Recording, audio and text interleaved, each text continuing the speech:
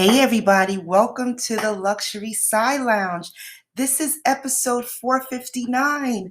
I'm your host, Saideh Brown, and welcome to my podcast where we celebrate the art of living beautifully. Today, I'm talking about some very timely topics. This show is being recorded in November of 2021. Can you believe I've been hosting podcasts since 2008? This is crazy, y'all. But today, the holiday season is upon us. We are full blown red and green glitter and holiday sparkling glitter all in our faces.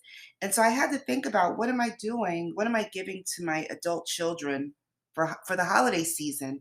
So I'll get into a second what I gave them last year and what I decided to give them this year, which is pretty fun. So we're talking gift giving etiquette for adult children.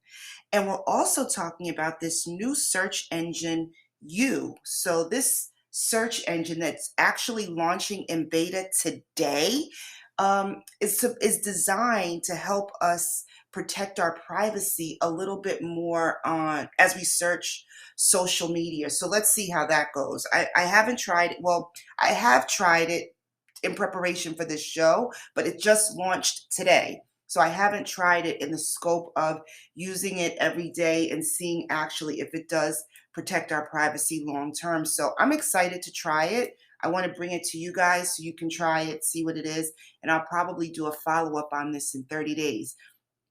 And of course, we're revealing what our luxury product of the day is. If you saw my IG already before this episode dropped, you'll already know what it is. But anyway, I'm so excited about our luxury product of the day. So grab your coffee, your tea, your water, your wine, or your scotch, and let's get right into it.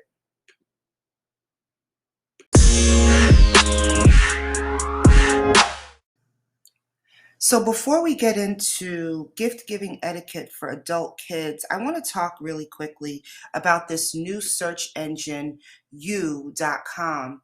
And so this, according to the Pew Research and your own logic, really, Americans in privacy have their concern about their online searches have reached an all-time high.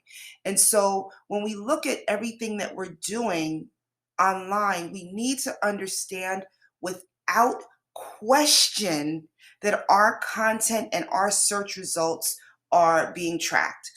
Have you ever put in Instagram or something like that, say blueberries? You want to, you're looking for blueberries.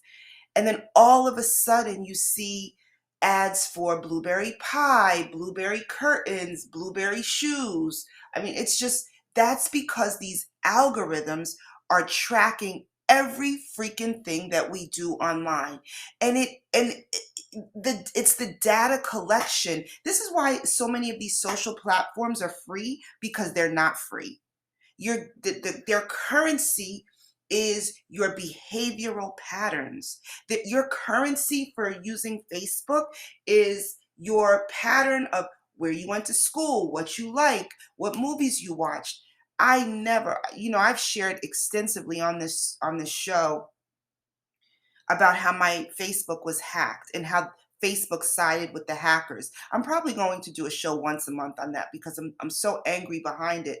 But the point is this: there is no information of where I went to high school. I didn't put any of that. If you know me, you know me. I'm still friends, or I was still friends, with my high school guidance counselor on Facebook.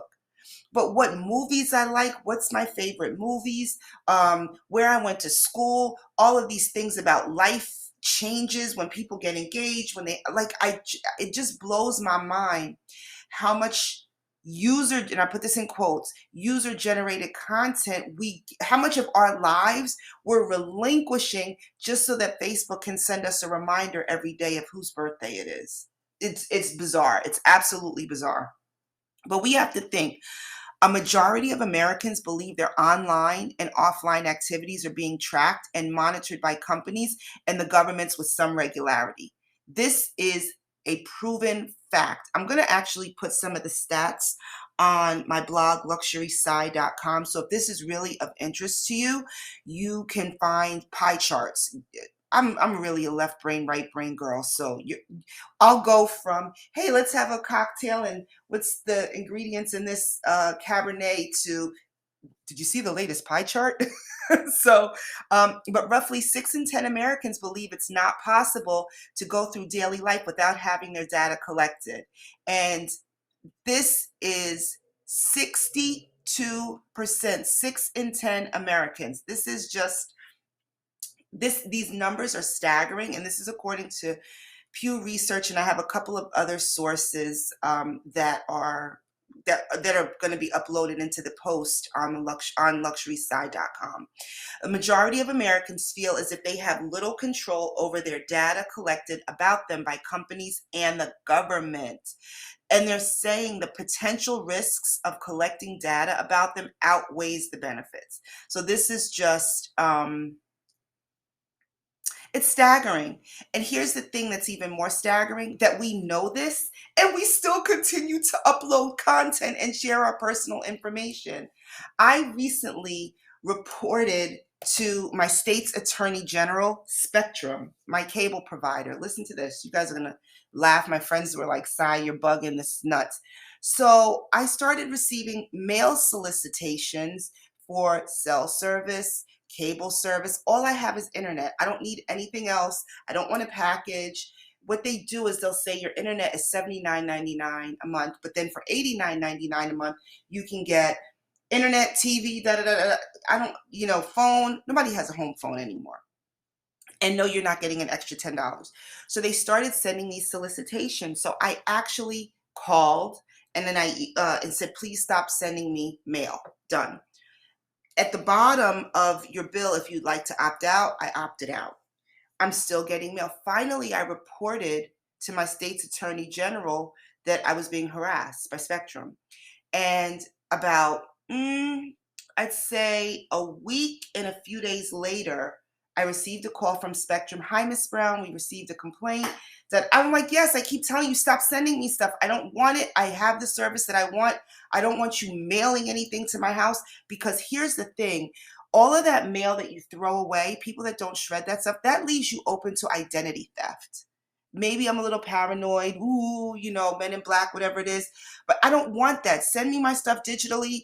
I will look at it, review it, read it, delete it if I need it, save it if I need to. I don't want mail. I just don't want this paper trail. I have nothing to hide. But I just feel like these companies are encroaching so much into our patterns of behavior that we're losing any level, any modicum of autonomy that we may have. And so I just don't want any and every entity knowing so much about me. So it's very, very frustrating. So anyway, this new search engine, before I go off on a real crazy tangent, it's been funded. It has a little VC money behind it, but it's launching today and it's in beta. And so the feature about it is, the way Google works is it gives you a list. Just you put something in the search, Google makes its money from ads, and it gives you a list of what it thinks you're looking for. Whereas with it's more of a carousel. So it's a little bit more appealing to the eye. And I've tried it, like I said, in preparation for today's episode, and I actually like it. Again, we don't know over the long haul or over the long-term use of you.com if it's actually going to protect our privacy or what levels of privacy it does afford us, but it's worth a shot. So I wanted to talk about that. I really want to just emphasize, watch what you do online. I mean, everything that we do is being tracked. I feel like they're invading our privacy to squeeze out more and more money that they sell to be able to monetize our patterns of behavior. And so, yeah, I feel like Forrest Gump, and that's all I have to say about that. I just feel like that's all I have to say about that. And I'll leave that at that. But now I'm going to get into gift giving etiquette for our adult kids. Because if I don't, I will start shouting like the crazy old man that's on his porch yelling at kids to get off their lawn. about data privacy and our privacy while we're searching online. So I don't want to be that. I don't want to be known as that. This is supposed to be a fun podcast on luxury stuff. So let's get into gift giving strategies for adult children. So this is what I talk about, and this is the stuff that I truly, truly love. I used to give my kids money. My children, let's go into full disclosure. As of this episode, they are 32 and one will be 28 next month. He's 27 right now. What in the world do you give two men, 27 and 32, that have no children? They work. You've already gotten them cars. You've already gotten them help them get their cars, help them get their apartments. Like, what do you do at that point? So I asked my younger son, I'm like, listen, what do you want for Christmas? He's like, a bill paid. I'm not doing that. That I'm not going to do. You need to pay your own bills, monitor your money, but I'm not paying a bill. If anything, I'll pay a cell phone bill, which is maybe like 20 bucks or 30 bucks. I don't know. But I just don't make it a practice in our family to pay a bill. Be responsible and pay your own bills. So what I started doing a few years ago, listen to this. Every year for Christmas, I would give them another trade line of credit. So what it does in essence is helps to build their credit, because I have a much longer and a much more solid credit history than they do.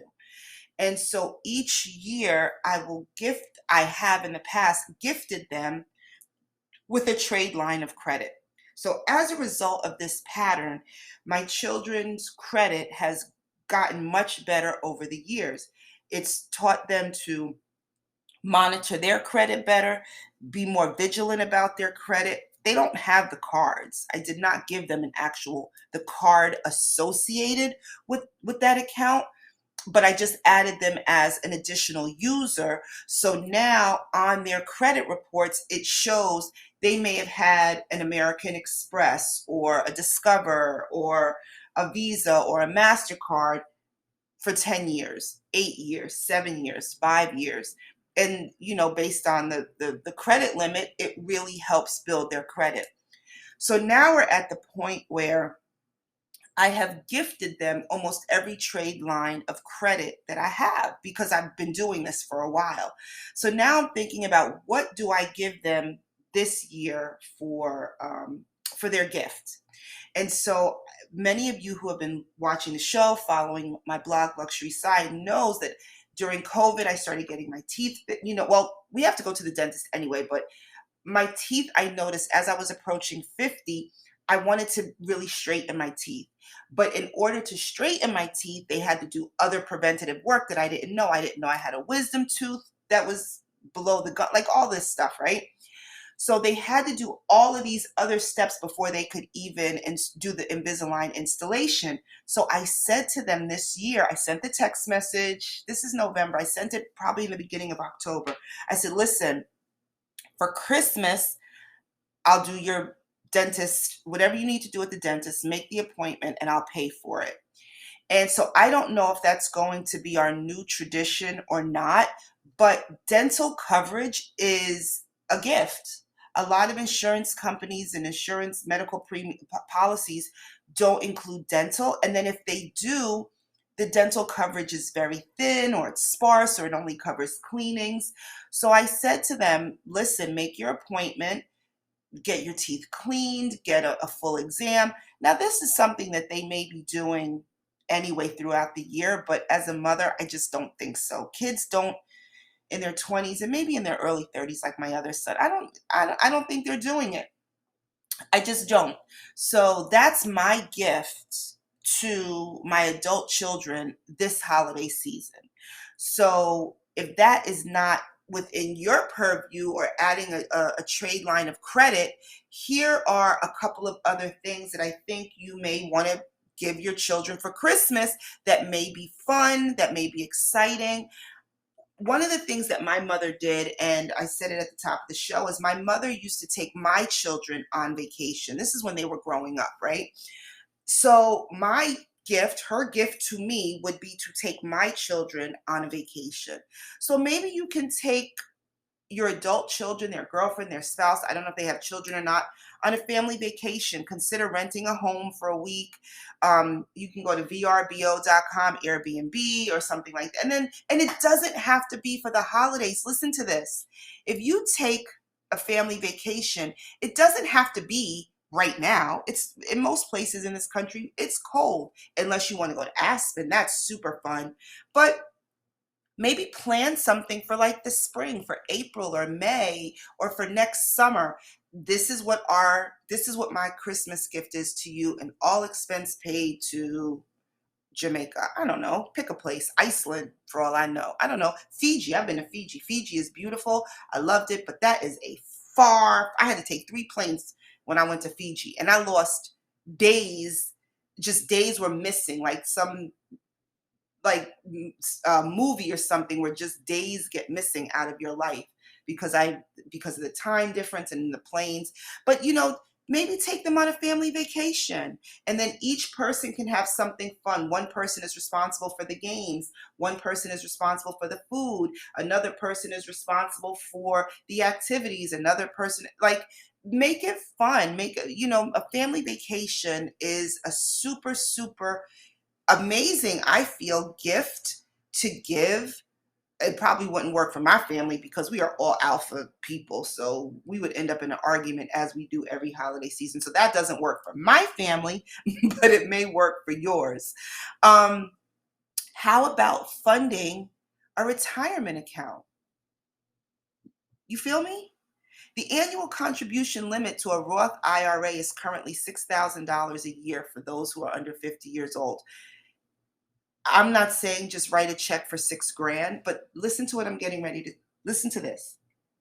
By the time we add up socks, this, a Coach bag, a Gucci this, a Burberry that, you're probably already at $15 to $2,000 anyway. Instead of giving them things, take that money and invest it into some type of a savings or buy them stock. It could be Bitcoin or Dogecoin or crypto. Do something that can grow over time. We know that stocks and investments over time grow. They appreciate. They may take little short dips here and there, but over time they actually grow.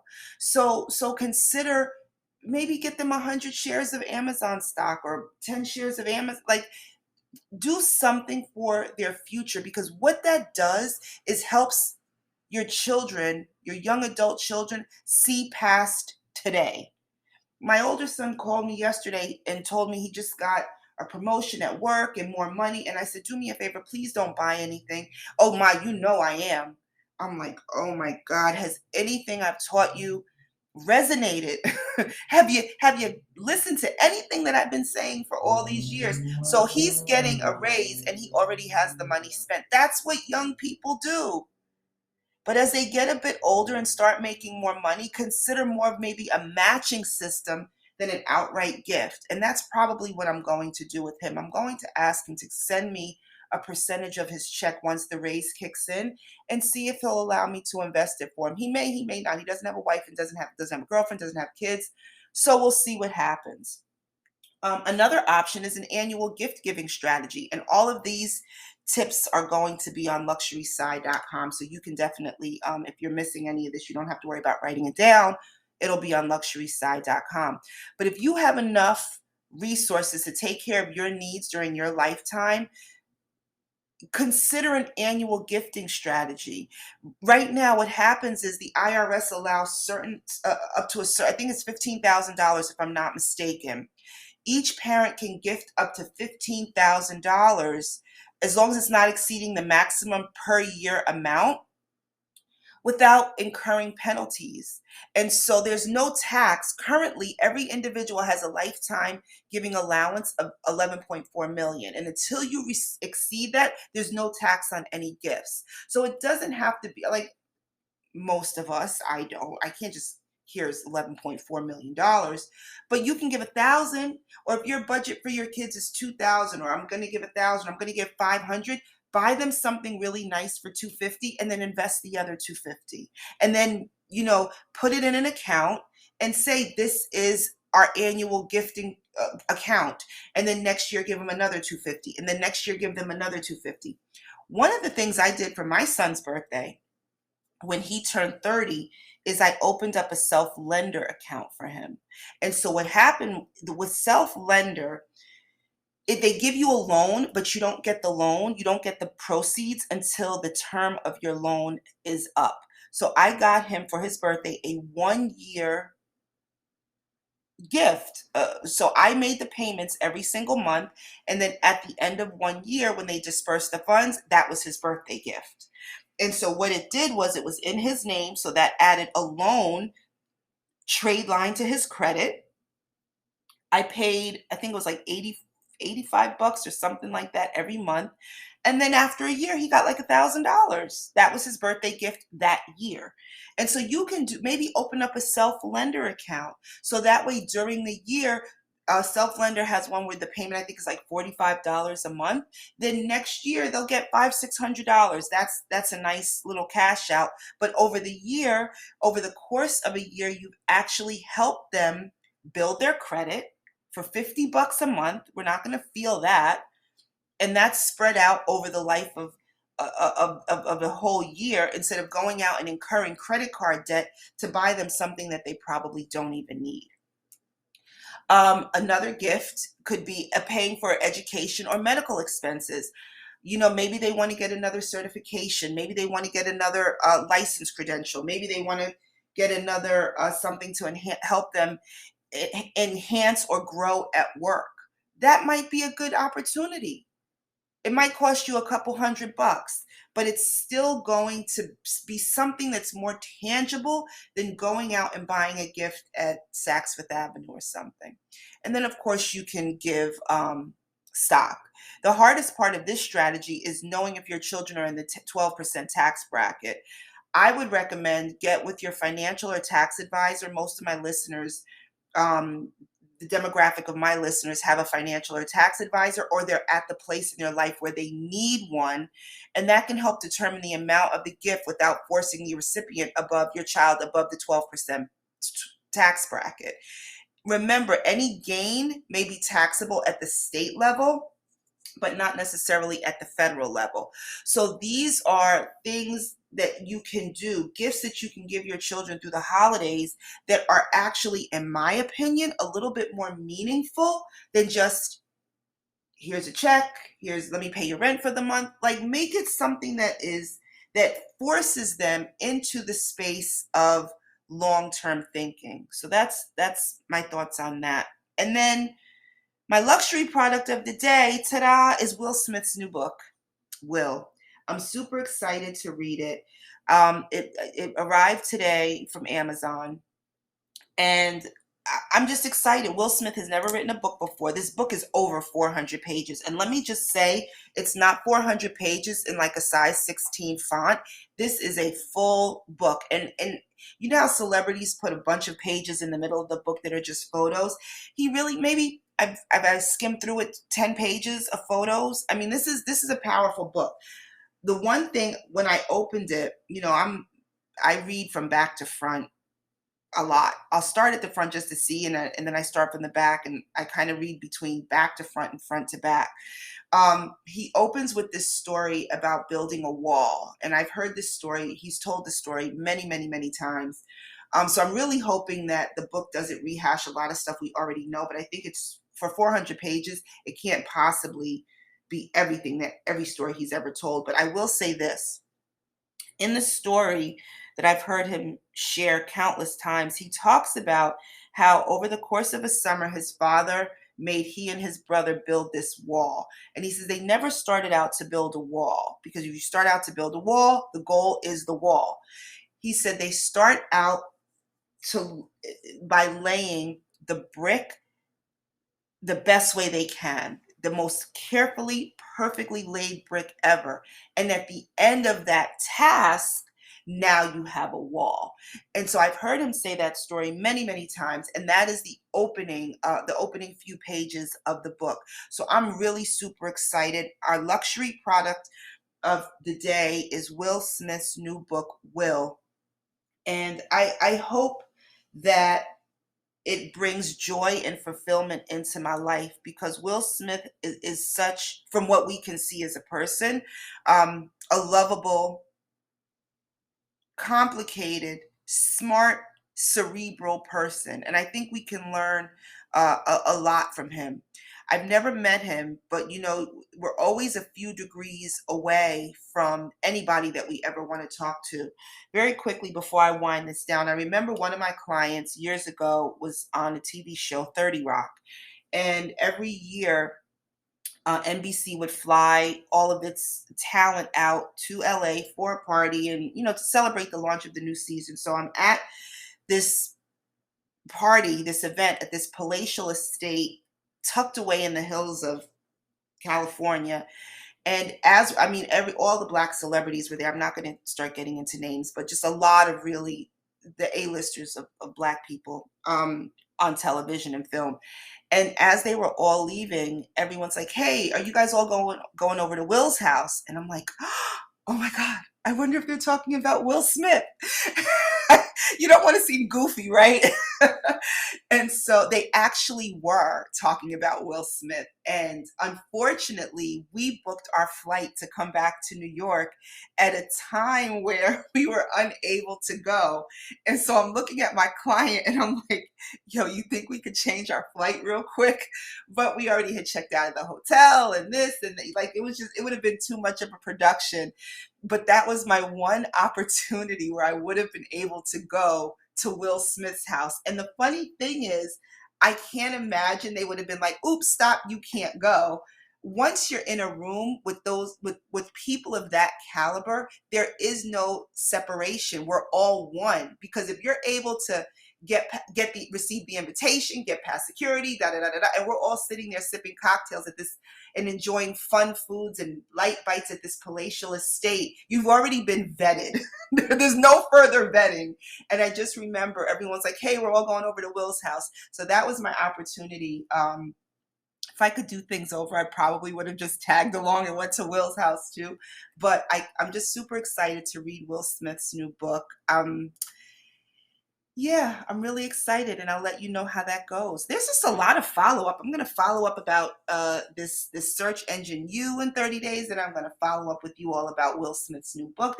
We just have to keep having these amazing conversations every day. With all my heart, thank you so much for listening, and always remember that we shall pass through this world but once. Any kindness that we can do, or any kindness that we can show to any human being, let us do it now. Let us not defer or neglect it, for we shall not pass this way again. Thank you so much for joining me on this episode 459 of the Luxury Sigh Lounge, and I'll see you next show.